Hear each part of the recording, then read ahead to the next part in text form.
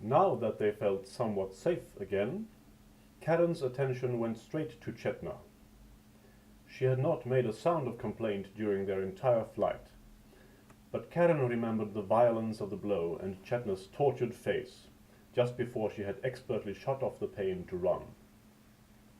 "Chetna, how are you?" she asked, reaching out to the other. She could feel the hands of Tisha and Adish as well on the back of her friend.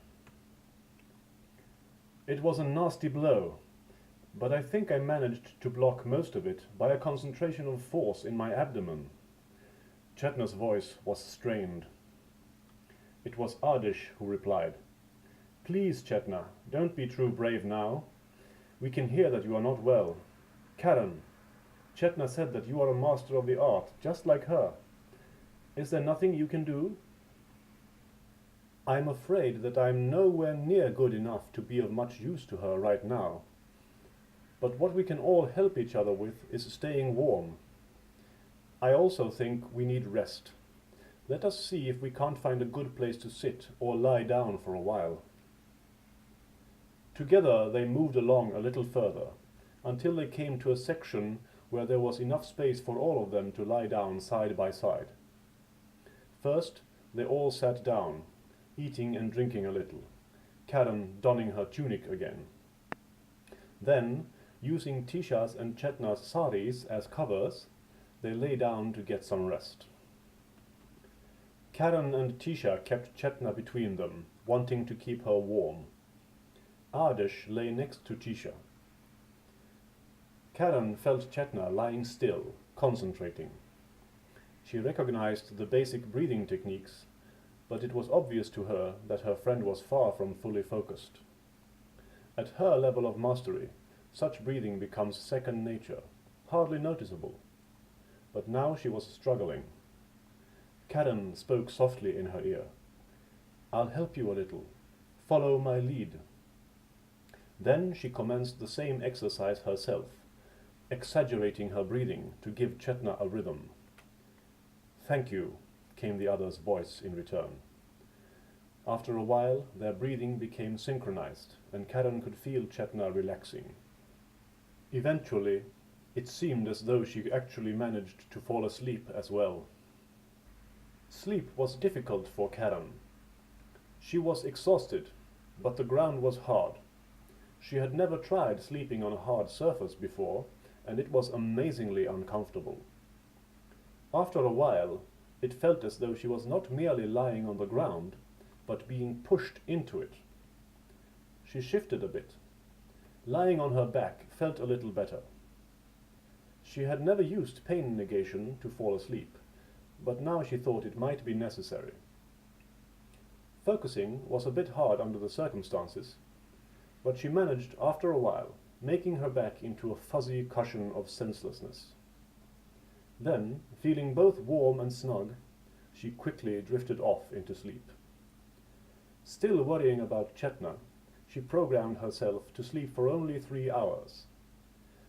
But even so, it was a luxurious feeling to finally let go of all her mental and physical tension for a while. These not being optimal circumstances, Karen could not sleep quite as well as she wanted to. But sleep control and sleep optimization are two of the more basic body control skills. Most students master these within their first 10 to 15 years of practice. Thus, she woke up after 3 hours feeling greatly refreshed, with a clear mind. Beside her, she could hear her companions fast asleep. She was glad to hear Chetna still breathing calmly, with just a touch of audible effort. Karen rose and stretched, then took a small swig of water. She had barely any left in her bottle. Standing absolutely still in the darkness, she tried to determine if there was anything her senses could tell her about their surroundings. She made her sense of touch more acute, but there was no significant movement of air to feel. She listened. There was the breathing of her friends, of course, which she tried to ignore.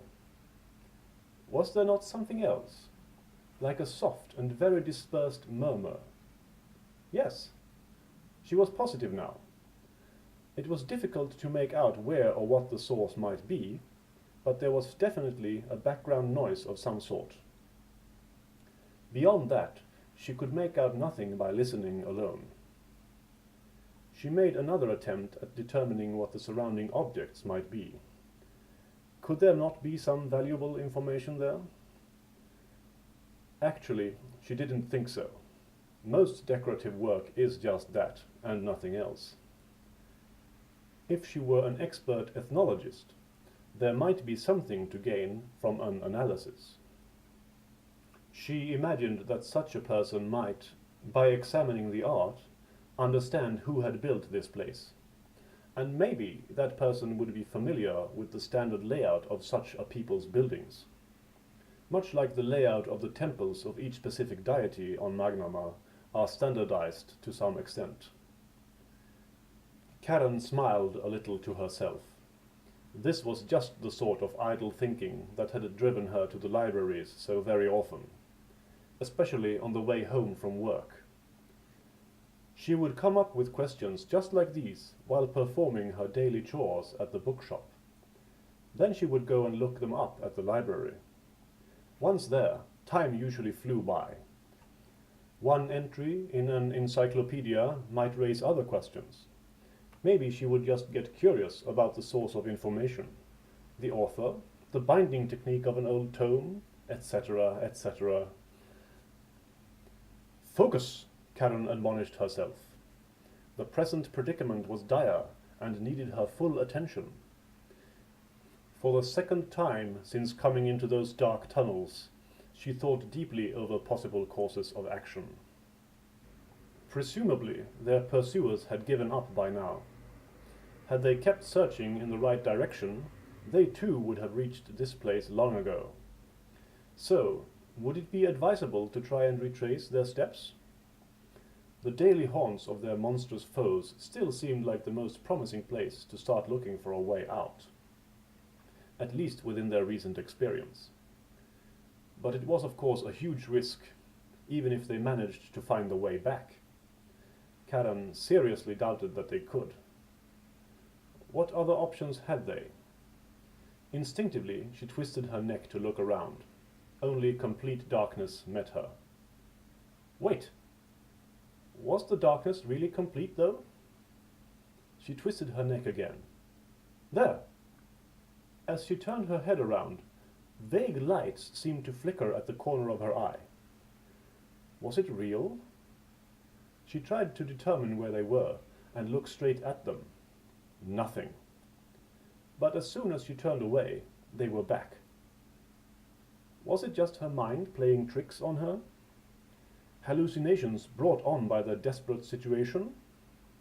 Karen knew that they were in trouble, but at the moment she sure didn't feel desperate. As far as she was concerned, she was thinking clearly and rationally. Also, right now, she had nothing to lose by assuming that the lights were real anyway. Pondering on their fugacious nature, she remembered something she had read about the properties of sight. The book in question had stated that color is more readily distinguished right in front of the eye. Conversely, it is more capable of picking up variations in light intensity when they are off to the side. So thinking, she slowly turned her head again, now concentrating all her attention on the periphery of her field of vision. And there they were. It was enormously difficult to keep them in focus, both because one is naturally used to concentrate on what is in front of the eye rather than to the side, and because she had to continuously struggle against her instinct to look directly at them. Karen found that the easiest way of perceiving them was to swivel her head slightly back and forth, thus making the light appear as a weak flickering in the corner of her eye. There were, in fact, about a handful of such lights, but she had focused on one in particular to start with. Now that she knew that they were real, and how to keep them in sight, she tried to determine which one was closest. That was almost impossible. They just seemed to float in the darkness at an indeterminable distance from her. Considering how weak they were, and that they were underground, she decided that they were probably all within short and similar distance from her. Picking one out, she advanced towards it. As she expected, she bumped into and had to make her way around and over a few weird obstacles on the way. But in the end, it was not more than 3 or 4 meters from where she had slept. Once she had reached the light, she tried to examine it. Even when right beside her, it was so weak as to not reveal anything at all of its surroundings to her. Reaching out with her hands to touch it, she found that it was emanating from a jagged, hard object, like a crystal. Could a crystal generate light? Karen had never heard or read of such a crystal, but she knew about other things that could. Fireflies, some algae, etc. An idea was forming in her mind. If the light was produced by some sort of fungi or lichen growing on or inside the crystal, maybe she could make it brighter. It should be the same sort of principle as making her flower back at home bloom. She needed to channel her own energy into whatever this was and accelerate the process already in progress there. Would she be able to do it? She could at least not ask for a better motivation than this.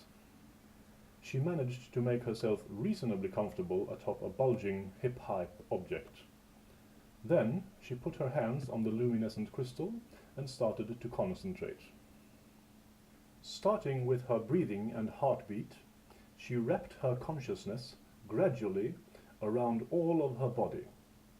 Her mind reached out and touched every moving, living process within her. First, she felt them all as individual parts. Then, slowly, they started to merge, one by one, into a single whole. Karen abstracted the feeling into a manageable metaphor. To her, it felt like many tiny lights that slowly coalesced until they filled her with one great, intense brightness throughout.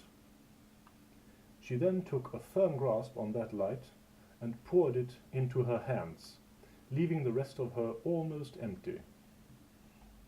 Her hands grew warmer, but she checked that development. There was to be no waste of energy. Then she used the technique for heating her body intentionally, trying to focus it just beyond the palms of her hands. The crucial first phase of focus projection, where she had hitherto always failed. Several times she felt the palms of her hands grow warm, just like before, and had to rein in the process. This was just like she used to feel when working with the flower. She tried to increase the warmth slower, thinking it might give her greater control of the flow. It didn't work. Even though in full focus, Karen could feel frustration rise in the back of her mind. Of course, it was not the first time in her academic career that a new technique or aspect of the art had vexed her, but it had been a long time since she had felt a similar lack of progress for this long. Every day, for almost half a year, she had attempted this very same feat without appreciable results. Judging from what she'd read about this crucial step in the development of mind focus, she possessed all the necessary qualities to succeed. And yet it just would not work. Her only consolation from those sources consisted in the oft-cited, "For some, it just takes more time than for others." A cliché she hated with a passion right now. Another source of comfort was her age. She knew that she was still young. If she did actually master this technique within the next couple of years, she would still be in a limited and elite percentile of relative prodigies. But then came the usual worries. If she didn't pass this exam, she would undoubtedly fall behind, relative to those who did. And 5 years from now, her skills would be much less impressive. To this came the added horror of the old men and women she had seen at the demon summoning earlier. What if she was destined to become one of those? perhaps not mastering focus projection at all, or at least not until it was too late to enter AU and learn about age retardation. Would she become such a pathetic old amateur, limited to amaze her few friends by lighting sparklers with her mind at festive occasions by the tender age of 80? Her spirits fell, as it had on many occasions at these thoughts. Even worse, if they had no light, their chances of getting out at all were nigh on inexistent. Then neither success or failure would exist. They would likely just starve to death. But another side of her soon asserted itself. "By Scope, stop whining, Karen," she cursed under her breath, face set in a self-reproaching scowl. Continuing her soliloquy, she murmured, "What is the matter with you? Have you not known since girlhood that you are a born wizard? Did you not promise yourself to reach the pinnacles of that profession, no matter how long it would take? Little Karen would marvel at the level you have reached, and be so proud. This is a great barrier indeed, but your mind is strong and flexible. Now is no longer the time for lamentation. Now is the time for you to shine." Uttering those last words, she turned her attention to the lingering frustration within, and smiled. With a low, calm, and deliberate voice, she said, "You are no longer my adversary. You are my ally. Come to me." She let the feeling manifest itself, rising within and fill her, making her skin hot and her muscles tense. Then she flung her mind around it, like a throwing net, and made it merge with the rest of her inner light. Her body relaxed, reaching neutral temperature again, and a tingle of delight ran along her spine. Now, still smiling, she cast her consciousness towards the space right between her cupped hands, in the middle of the crystal. It felt slightly like stretching a limb to its furthest extension, but only slightly. For the most part, it was an entirely new sensation to Karen. Then she had another one. Suddenly, there was something else there, at the tip of her awareness, another energy, another life. It was a slow and weak, but steady, pulsing sensation. Karen embraced it carefully with her mind and tried, gently, to merge with it, like she had with the rest of herself. It wasn't the same, though. There seemed to be a tiny resistance, and so she let go slightly. Instead, she gathered a little energy right around that other and tried to release it. It took her several tries, experimenting with the intensity of her light, as she thought of it. Finally, she managed it, envisaging her projected energy not as a light, but as smoking breath on a cold day. Releasing a cloud, she let it drift away. In this manner, she preferred it to that other life, like seeds on an outstretched hand to a bird. Feeling her detached cloud of energy lying around the other, Karen waited. Nothing seemed to happen at first, but then she noticed a slight diminution in it, like watching the sands of an hourglass drain into the lower chamber. She observed as her energy was absorbed into the other one. Much enthused, she offered up another amount, and as that too disappeared, she had a new idea.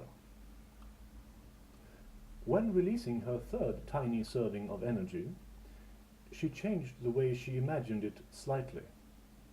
Instead of releasing a finite amount and letting it drift away, she now pictured it as a slow, continuous exhalation. It worked just as she had hoped. As the other entity commenced its absorption of the energy, she was still in contact with it. Karen let her consciousness be pulled into the other together with her gift, and finally achieved a real connection. It still wasn't like merging her mind with her own body, but she could feel that other life now, and gain some understanding of it. Even if it was just a tiny lichen, she was filled with reverence and respect for it as a fellow living thing. In many ways, it was the most intimate connection to another that Karen had ever had.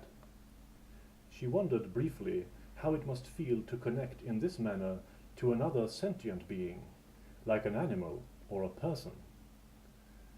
It made her mind reel, thinking of the vast abysses of knowledge that now lay open to her.